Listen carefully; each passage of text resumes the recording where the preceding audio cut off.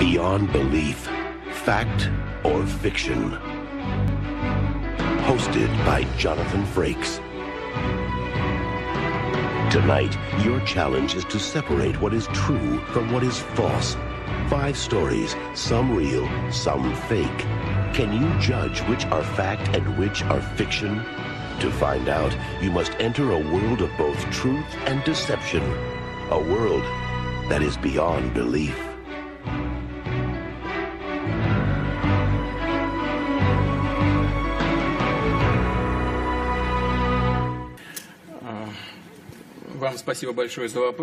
Thanks a lot for your question. As for our exercises and maneuvers, as well as the development of our military forces, you've stated that Russia, to a certain extent, contributed to the tension that we are witnessing in the world. Of course, Russia has contributed to the tension, but only in a sense. The only thing we've done is that we've been protecting our interests in a tougher way.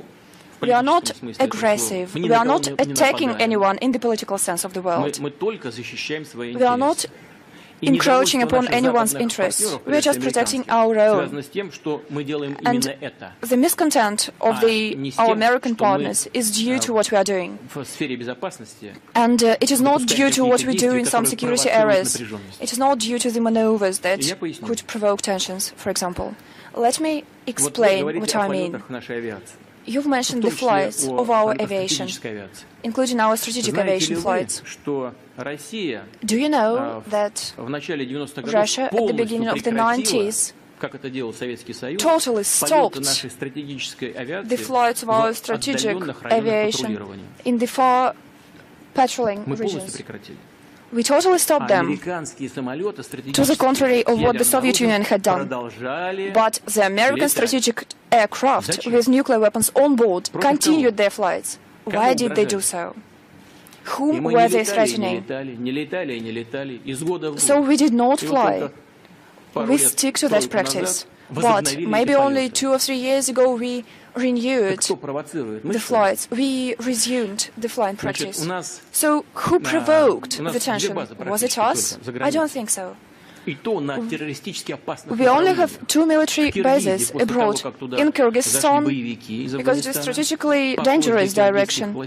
We organized a base in Kyrgyzstan upon the request of Mr. Akayev, who was the president back then, because the terrorists entered the country. And we also have a military base in Tajikistan, at the border with Afghanistan. But I suppose you must be interested in preserving our bases there. And American bases are all over the world. And what you are trying to say is that we are being aggressive. But we should speak based on the common sense. And what about the Americans? What are they doing? What about the tactical nuclear weapons, for example? The budget of our Ministry of Defense for the next year has grown. And at the moment, it is about $50 billion in total. And the Pentagon's budget is 10 times higher. I think the Congress recently adopted the budget of $575 billion. And you are trying to say that we are pursuing an aggressive policy.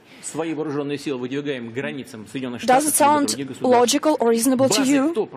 Is that us who move our military forces to the borders of other countries?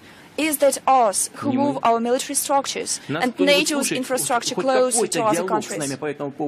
Does anyone listen to us at all? Is anyone engaged in the dialogue with us? No. What we hear is just mind your own business. Every country has the right to choose the ways to ensure its security. But why are we not allowed to do that then? We are supposed to have that right too. I already mentioned that in my address to the Federal Assembly, speaking about the ABM Treaty, who resigned unilaterally from the treaty that was one of the cornerstones of the whole security system in the continent, who withdrew from the anti-ballistic missile treaty. The United States did so, and they create new threats for us. They are deploying their strategic ABM systems not only in Alaska, but also in Europe, in Romania and Poland, straight next to our borders. And we are trying to say that we are pursuing an aggressive policy. The question is whether we want to maintain relations based on equal rights. Yes, we want to build relations based on equal rights, but with due respect of our interests in economic and political area.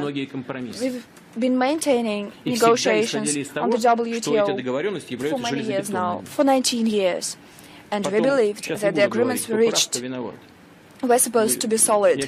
I'm not speaking about who is guilty and who is not. I believe that we are right in the course of the Ukrainian crisis. We believe that we are right and our Western partners are wrong. But we joined the WTO, and there are WTO rules. In violation of all those rules and in violation of the UN Charter, there have been sanctions introduced against Russia in an absolutely illegitimate and illegal way. Is the task who is wrong again? The only thing we want is to develop relations based on equal rights, in security and economy. We would like to work together in nuclear weapons non-proliferation.